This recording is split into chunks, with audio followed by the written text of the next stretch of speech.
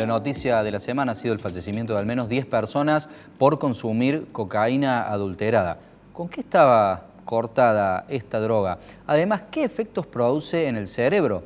Estos y algunos otros temas vamos a charlar con el doctor Darío Gijena Parker, médico psiquiatra y secretario de Prevención de las Adicciones del Gobierno de la provincia de Córdoba. Darío, ¿cómo te va? Muy buenas noches. Muy bien, ¿ustedes? Muy bien, Darío. Muchas gracias por acercarte acá de manera presencial a nuestros estudios. Bueno, a ver, empecemos por describir qué produce la cocaína en nuestro cerebro. Bueno, la cocaína es un alcaloide estimulante.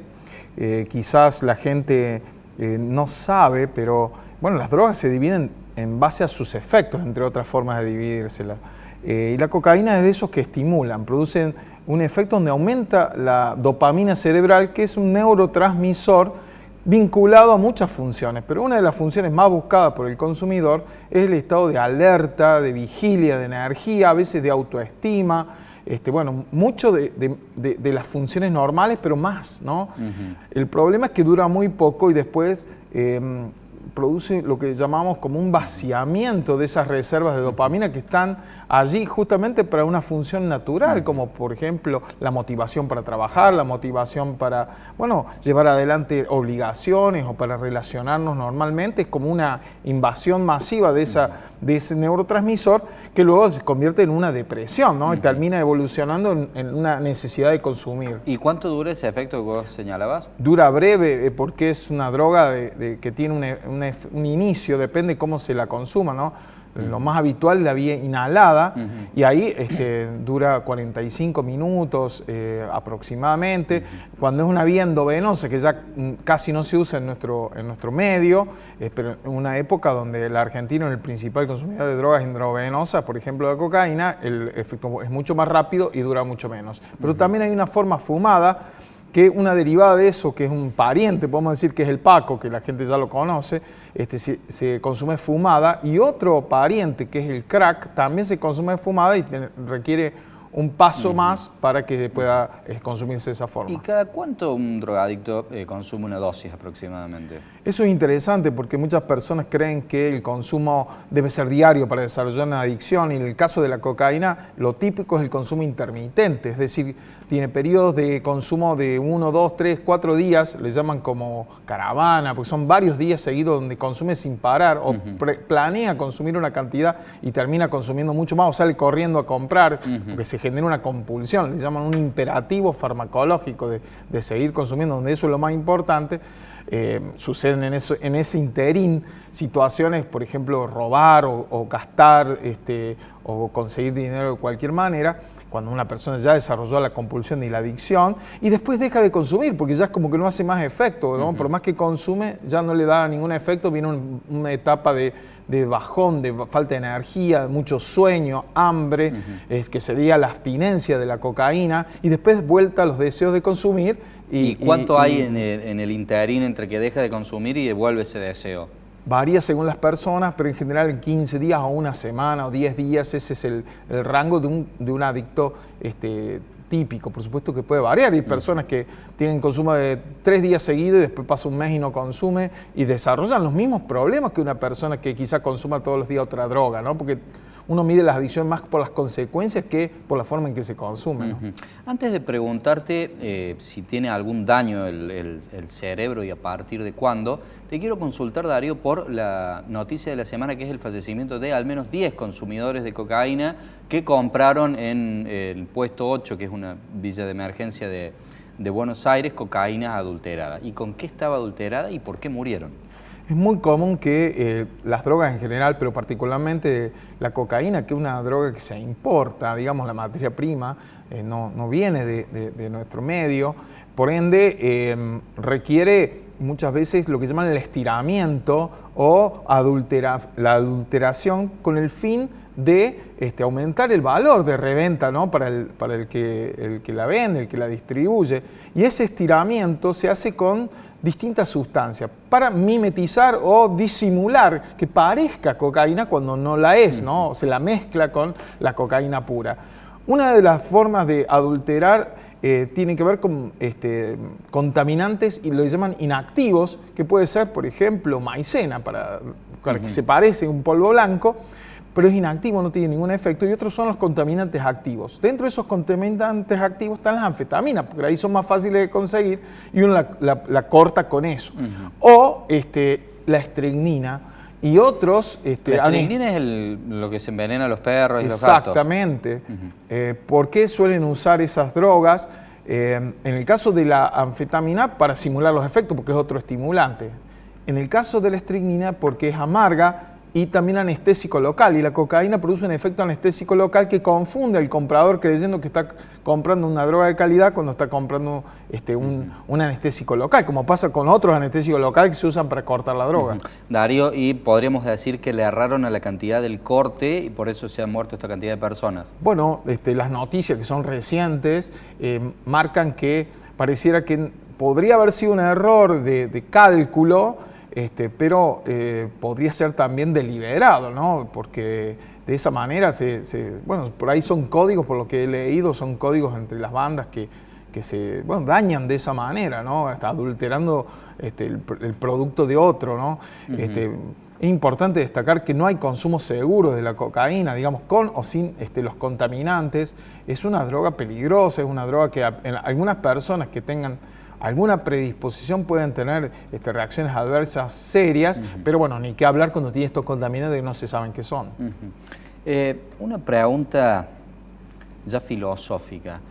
¿Por ahí no sería mejor legalizar a las drogas para que no ocurran estas cosas? Porque las personas se van a seguir drogando, sea ilegal o sea legal. Y además por todo lo que se pierde el Estado de recaudar, que toda esa recaudación, como hacen otros países, podría ser invertida en políticas de prevención, por ejemplo.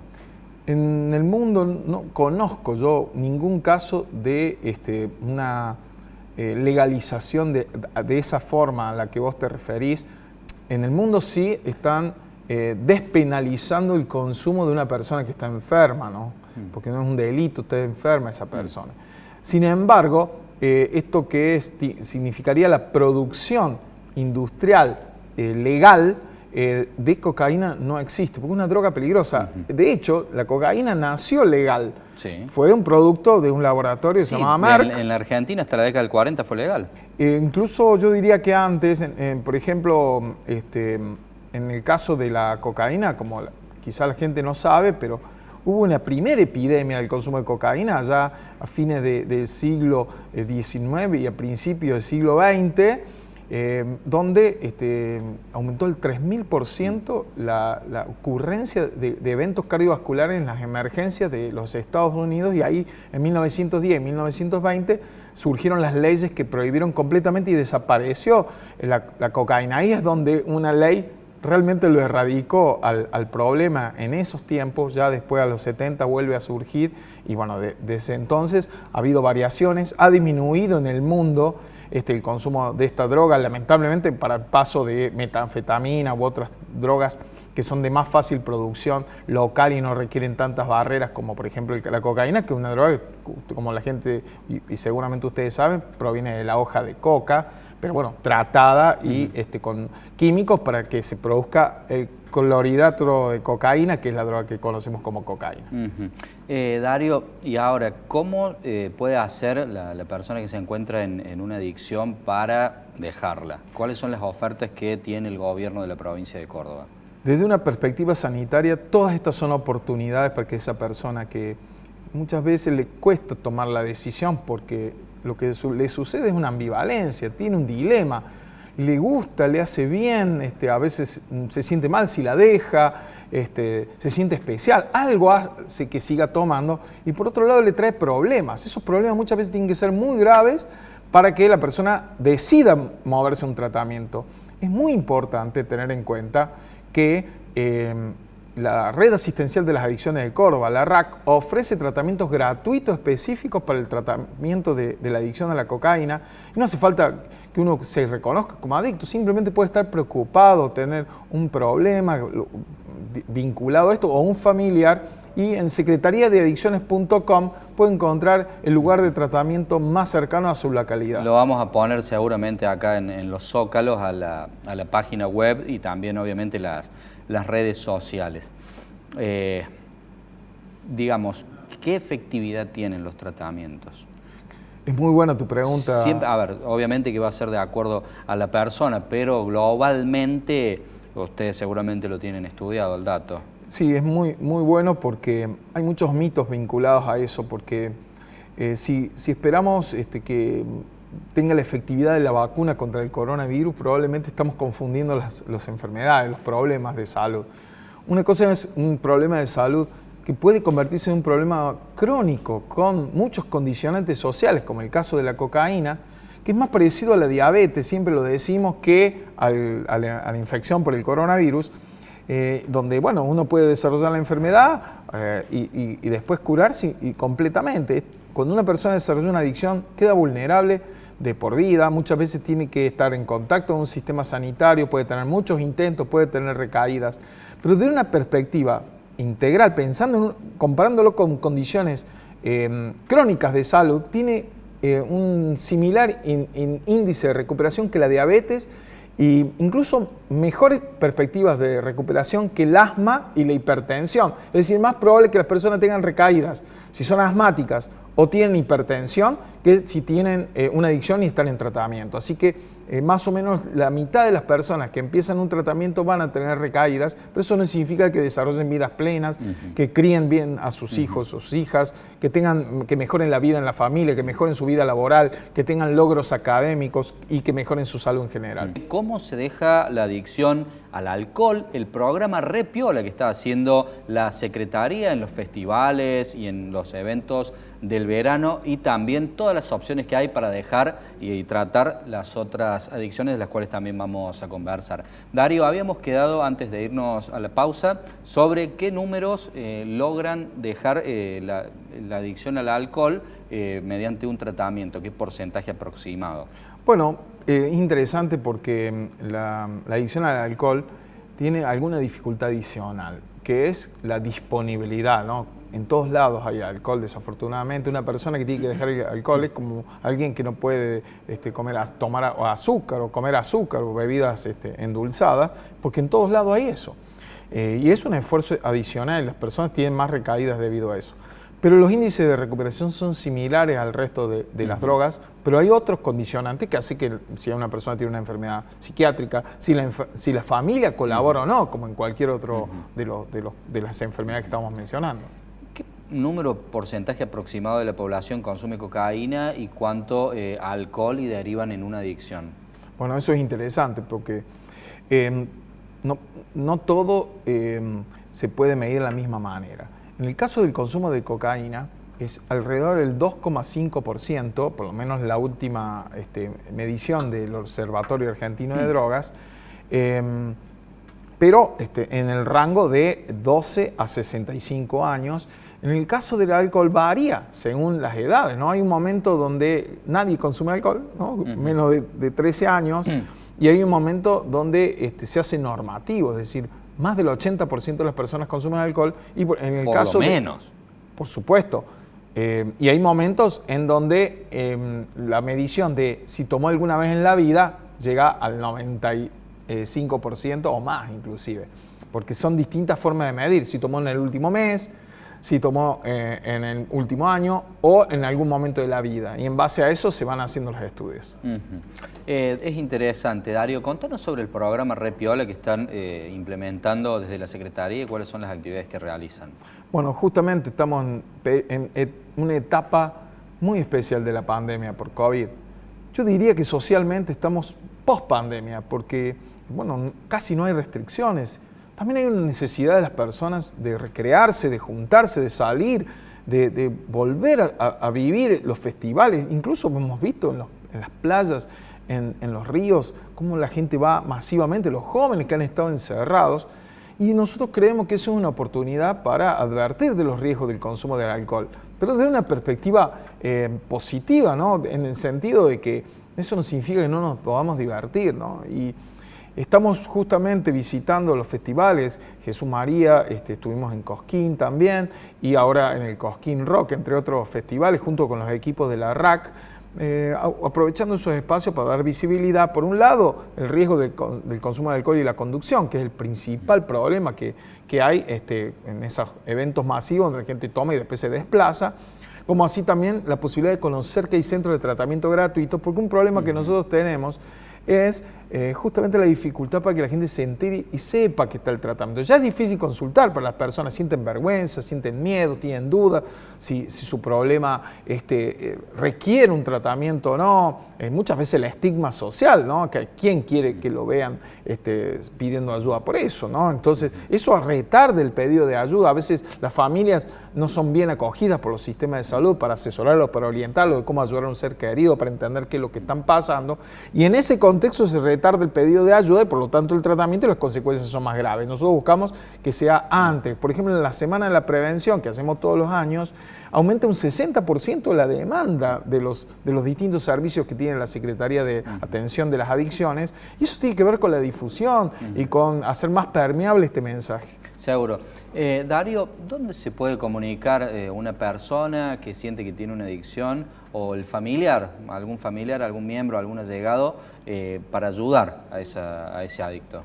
Una manera muy sencilla, porque cada centro de la RAC del interior tiene su propia manera de contactarse, pero a través de la página web nuestra, que es secretariadeadicciones.com, existe ahí, lo primero que sale es, ¿quiero tratamiento para mí o quiero tratamiento para un ser querido? ¿De qué localidad soy? Y le va a indicar el lugar más cercano y el contacto.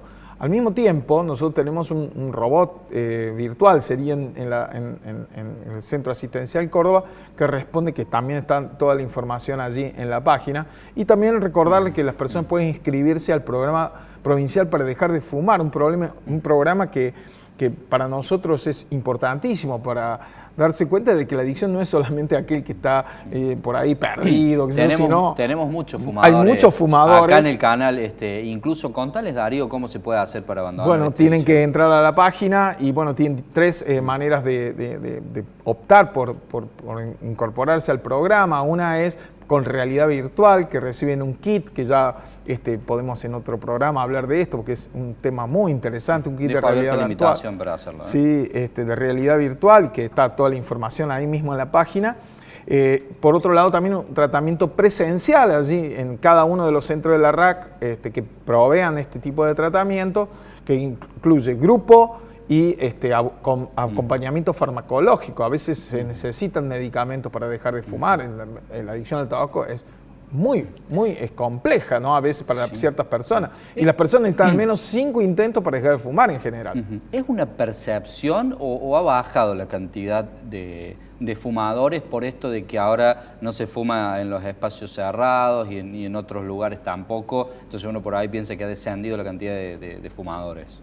Es increíble la reducción que ha habido gracias a las leyes, gracias al cambio en la sociedad, donde se ha impuesto una mirada sanitaria, de salud frente a este tema, incluso hasta una sanción social, ¿no? Queda mal muchas veces fumar, eso mueve a las personas a dejar de fumar o a no incorporarse, pero también tenemos que contarle a la gente de que la industria muchas veces penetra de otras maneras no convencionales con los jóvenes, las redes sociales, y ahí están aumentando los indicadores, pero llegó a un 90% de la población adulta fumadora en los años 50 a 90%. A menos del 20%, que es lo que está ahora, nos están indicando las estadísticas. Es un logro enorme. Antes creía que no iba a haber más Fórmula 1 si no estaba auspiciada por la marca de cigarrillos, y hoy bueno, ya no vamos a ver en los kioscos porque es una ley de aplicación gradual, publicidad en los kioscos, ya va a cambiar, ya hay advertencias sanitarias en las cajas, etcétera. Todo eso influyó en que baje el consumo de cigarrillos, pero siempre tenemos que estar alerta.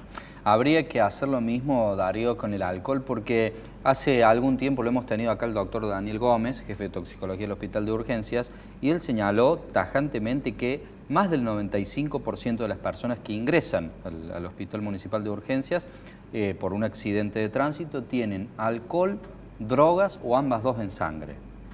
Es así, y de hecho es más probable que alguien tenga un accidente mortal si ha estado bajo el efecto de las drogas y el alcohol, y también un tema que es enorme, que tiene que ver con la violencia doméstica y cómo influye el consumo.